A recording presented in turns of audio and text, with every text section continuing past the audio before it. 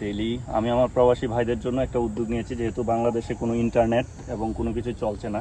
তার জন্য আমি বিভিন্ন জায়গা থেকে নিউজ কালেক্ট করে, বিশেষ করে বিবিসি, আল জাজিরার মতো নিউজ চ্যানেলগুলো, অথেন্টিক নিউজগুলো আপনাদেরকে দেওয়ার চেষ্টা করছি। কারণ বাংলাদেশে এই মুহূর্তে কোনো টিভি চ্যানেলেই আপনাদেরকে ইন্টারনেটে দিতে পারছে। সম্মানিত প্রবাসী ভাইয়েরা, কিছুদিন যাবৎ আমরা কেউই আমাদের পরিবারের সাথে সংযুক্ত নাই। তো এখন সম্মানিত প্রবাসী ভাইয়েরা, এই ভিডিওর মাঝে দেখতে পারবেন দেশের কিছু তথ্য কি হচ্ছে এখন বর্তমানে। এই ভিডিওর মাঝে কিছু তথ্য তুলে ধরছি।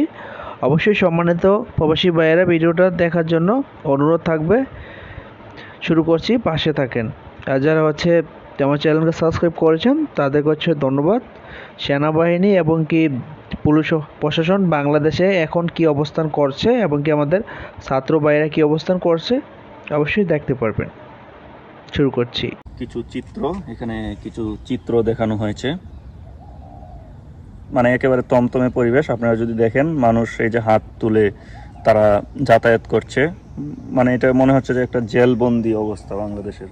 হ্যালো, আসসালামু আলাইকুম বন্ধুরা, welcome to go server daily. আমি আমার প্রবাসী ভাইদের জন্য একটা উদ্যোগ নিয়েছি, যেহেতু বাংলাদেশে কোনো ইন্টারনেট এবং কোনো কিছু চলছে না।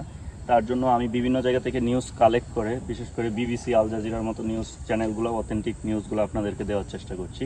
কারণ বাংলাদেশে এই মুহূর্তে কোনো টিভি চ্যানেলেই আপনাদেরকে ইন্টারনেটে দিতে পারতেছে না। তার জন্য আমি অথেন্টিক কিছু নিউজ কালেক্ট করে আপনাদের সামনে পড়ছি।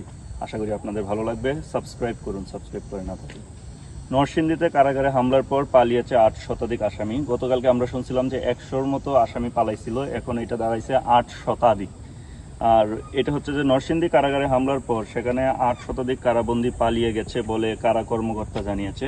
বিকাল 4:45টার দিকে হাজার হাজার মানুষ নরসিংদী কারাগারে হামলা চালায়। এরপর তারা কারাগারের দরজা ও লক আপ ভাঙতে শুরু করে। 826 জন কারাবন্দী পালিয়ে যায়।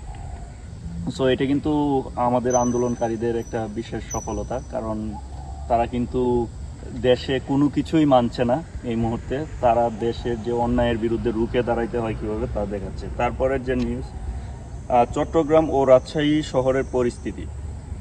এটা 3 ঘন্টা আগের একটা নিউজ বিবিসি থেকে। সারা দেশে সেনাবাহিনী মোতায়েনের কথা জানানো হলেও বেলা 1টা পর্যন্ত চট্টগ্রাম শহরে সেনাবাহিনীর উপস্থিতি দেখা যায়নি। নগরের মোড়ে মোড়ে চেকপোস্টে বসিয়েছে পুলিশ, এছাড়াও শহরে পেট্রোলিং করছে বিজিবি। তারপর রাজশাহী শনিবার বেলা 12:30 পর্যন্ত রাজশাহীর কোনো বিক্ষোভ বা সংঘাতের ঘটনা দেখা যায়নি বলে জানিয়েছে স্থানীয় সাংবাদিক শফিকুল ইসলাম।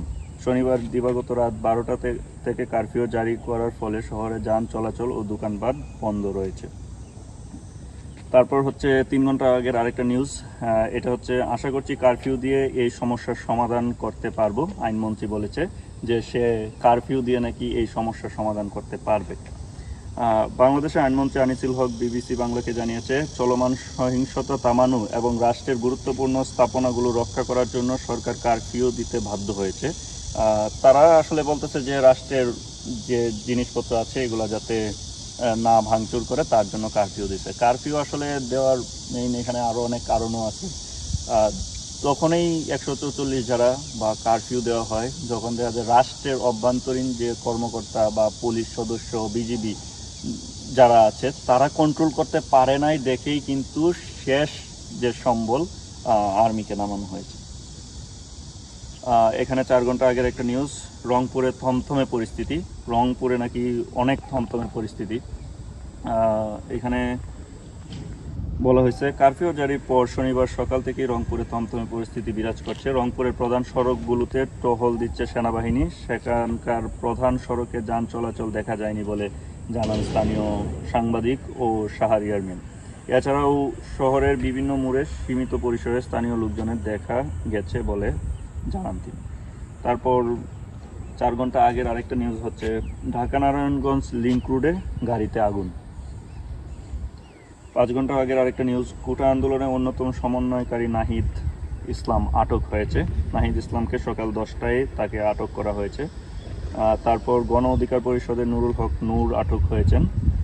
তাকে রাত 3টায় তার বাসা থেকে গোয়েন্দা বাহিনী এবং বাংলাদেশ পুলিশ, বিজিবি তাকে আটক করে নেয় এবং আটক করার সময় বাসা থেকে অন্তত 7টি মোবাইল ফোন নিয়ে যাওয়া হয়েছে বলেও পরিবারের পক্ষ থেকে দাবি করা হয়েছে।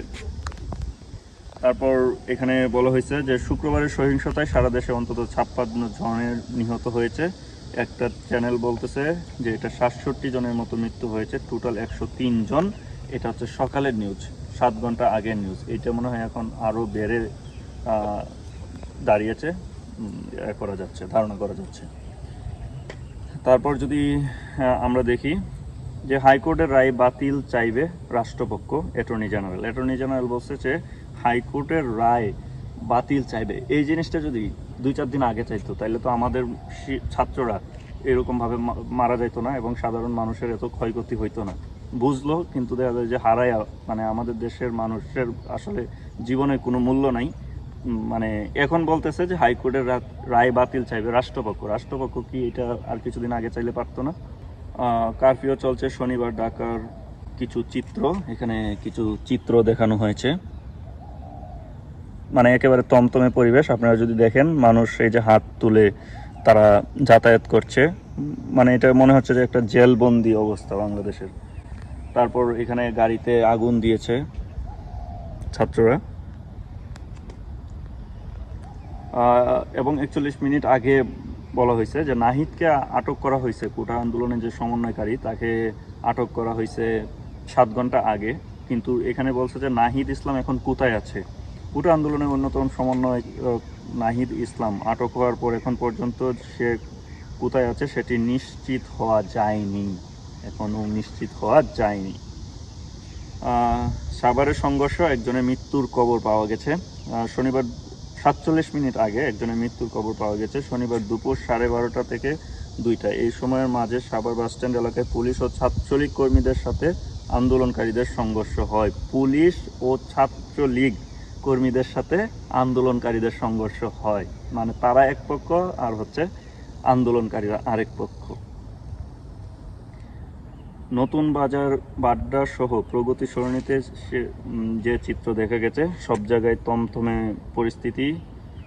এই যে এই চিত্র দেখিয়েছে, শুধু পুলিশ বাইরে ঘুরপাক করছে কিন্তু আন্দোলনকারীরাও আছে, থমথমে পরিস্থিতি বিরাজমান। বিএনপির নেতা নজরুল ইসলামকে আটক করা হয়েছে। তার বাসা থেকে। এর জন্য বিএনপির চেয়ারপারসন প্রেস উইং থেকে এক খবর নিশ্চিত করা হয়। মির্জা ফখরুল ইসলাম আলমগীর ঘটনার উদ্বেগ প্রকাশ করে অবিলম্বে তার মুক্তি চাচ্ছে। প্রধানমন্ত্রীর 2 বিদেশ সফর বাতিল হয়েছে। প্রধানমন্ত্রী শেখ হাসিনার পূর্ব নির্ধারিত স্পেন ও ব্রাজিল সফর বাতিল হয়েছে। শুক্রবার পররাষ্ট্র মন্ত্রণালয়ের পক্ষ থেকে এই ঘোষণা এসেছে বলে জানিয়েছে প্রধানমন্ত্রীর ডেপুটি প্রেস সচিব ইমরুল কায়েস। তিনি জানিয়েছেন, কোটা সংস্কার আন্দোলন নিয়ে দেশের উদ্ভূত বর্তমান পরিস্থিতি বিবেচনা করে প্রধানমন্ত্রী এমন সিদ্ধান্ত নিয়েছে। তো এই হচ্ছে দেশের পরিস্থিতি, আপনাদেরকে জানানোর চেষ্টা করলাম। আমি আপনাদেরকে এর আগের ভিডিওতেও বলেছি, আমার চ্যানেলে মোটামুটি 15,000 সাবস্ক্রাইবার হয়ে গেছে। এখান থেকে আমি যে আর্নিংটা আসছে মেডিকেল ইকুইপমেন্টের জন্য, এবং যারা আছে আমাদের ফ্রেন্ড সার্কেল বা যারা আন্দোলন করছে তাদের জন্য আমি পাঠিয়ে দিয়েছি অলরেডি। আর আপনারা যদি ওদের পাশে থাকতে চান, মেডিকেল ইকুইপমেন্ট এবং খাবার দিয়ে যদি সাহায্য করতে চান, তাহলে নিচে ডেসক্রিপশনে ইনফরমেশন দেওয়া আছে, আপনার ব্যাংক অ্যাকাউন্ট নাম্বারে আন্দোলনকারী যারা আছে তাদেরকে সাপোর্ট করতে পারেন। So thank you very much, thank you.